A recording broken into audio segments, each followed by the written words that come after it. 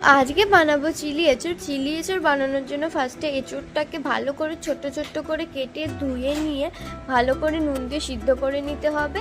সিদ্ধ করে নেওয়ার পর এখানে আর কি যা যা লাগে, টমেটো, ক্যাপসিকাম, লঙ্কা গুঁড়ো সব তো দেখতেই পাচ্ছ চিলি এঁচড় করানোর জন্য রাখা আছে। আর এখানে ফার্স্টে এঁচড়ে নুন দিয়ে দিচ্ছি, তারপর দিয়ে দিচ্ছি হলুদ, আর তারপর দিচ্ছি পরিমাণ মতো লঙ্কা গুঁড়ো। তারপর এখানে দিয়ে দিচ্ছি বেসন।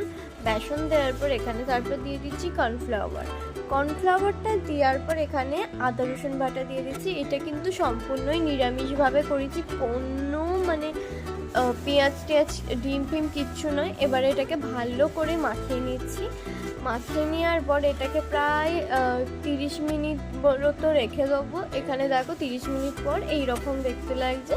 তারপর একটা একটু সাদা তেল দিয়ে কড়াইতে তেলটা গরম হয়ে গেলে এই যে এঁচড়গুলোকে দিয়ে ভালো করে লাল লাল করে ভেজে নেব।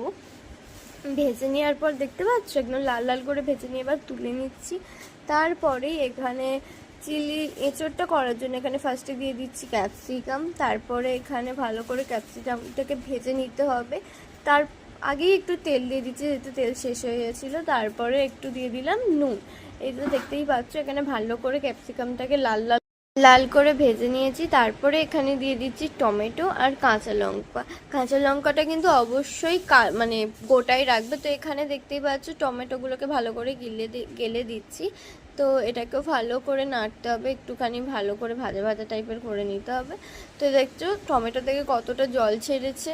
এরপর দিয়ে দিলাম আদা রসুন বাটার পর এটাকে ভালো করে একটু কষিয়ে মতো হালকা নেওয়ার পর এখানে দিয়ে দিচ্ছি লঙ্কা গুঁড়ো, তারপর দিয়ে দিচ্ছি হলুদ গুঁড়ো, আর তারপর এটাকে আবার ভালো করে নেড়ে নিতে হবে। নেড়ে নেওয়ার পর এখানে যে 3টে সস ছিল, চিলি সস, টমেটো সস আর সয়া সস, এই 3টে সস দিয়ে মিক্স করে এটা এখানে আমরা দিয়ে দিলাম। ফার্স্টে একটু দিয়ে ভালো করে নেড়ে দিলাম, তারপর এই যে পুরোটা দিয়ে দিলাম। পুরোটা দেওয়ার পর এখানে একটু 1 বাটির মতো তোমরা জল দেবে, চাইলে যারা যেমন জল মানে দিতে চাও তারা দেবে। তা এখানে তারপর দিয়ে দিলাম একটু নুন। দেওয়ার পর এখানে যে এঁচড় ভাজাগুলো ছিল, এই ভাজা এঁচড়গুলো এখানে এই গ্রেভিটার মধ্যে দিয়ে দিলাম। তো এইখানে দিয়ে দিচ্ছি পরিমাণ মতো চিনি, যে যেমন চিনি খাবে দিয়ে দিও। আর কর্নফ্লাওয়ারটা আগে থেকেই নর্মাল জলে একটু গুলে রেখেছিলাম, যেহেতু গ্রেভিটা একটু থিকনেস ভাব আসবে ওই জন্য।